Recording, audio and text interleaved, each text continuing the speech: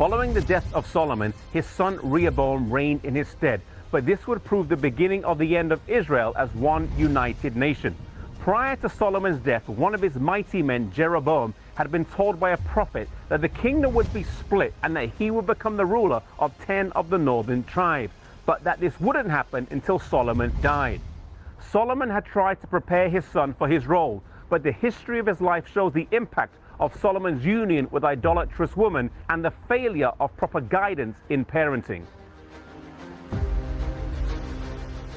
As Rehoboam took to the throne, he was approached soon after by some leading men from the various tribes. They came to ask him if things would get easier under his rulership. In the closing years of Solomon's reign, things had been quite difficult and he had taxed the people heavily. Rehoboam told them to come back in 3 days. Firstly, he approached some older men, and they told him to be kind to the people, to ease their burdens, and they would serve him forever.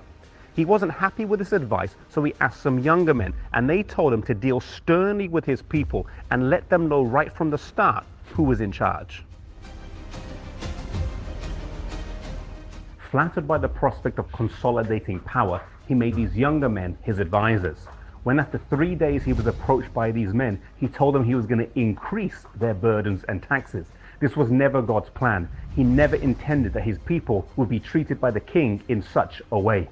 The irreparable result of this action meant that the 10 northern tribes separated and formed a government under Jeroboam, and the 2 southern tribes of Judah and Benjamin stayed under the rulership of Rehoboam. Newly placed on the throne, Jeroboam's greatest fear was that the hearts of the people would one day be won over by the ruler of the throne in Jerusalem. At that time, there was only one temple in Jerusalem, and he wanted to remove any possible reason for the people to need to go there and possibly have their allegiance to the king renewed. He built 2 centers of worship, one in the north here in Dan and one in the south. Here, the 10 tribes could worship, and they didn't have to go to Jerusalem.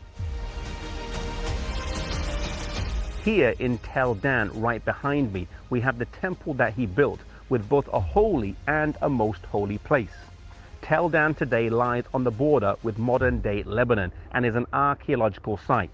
They found the Tel Dan inscription, which is the first mention of David outside of the Bible.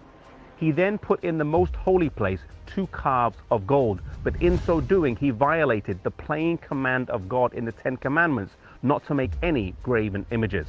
He tried to persuade some Levites to serve as priests, but out of principle they refused, and so he chose men from the lowest rungs of society to act as priests.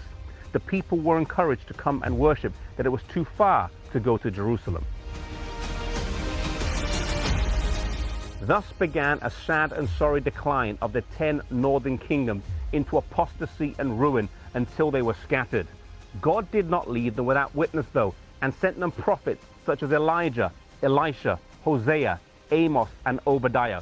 All appealed to the northern kingdom. This terrible split in Israel started with a young king listening to the wrong advice. Instead of listening to those who were wiser in years, he listened to advice that appealed to his pride, ambition, and ego.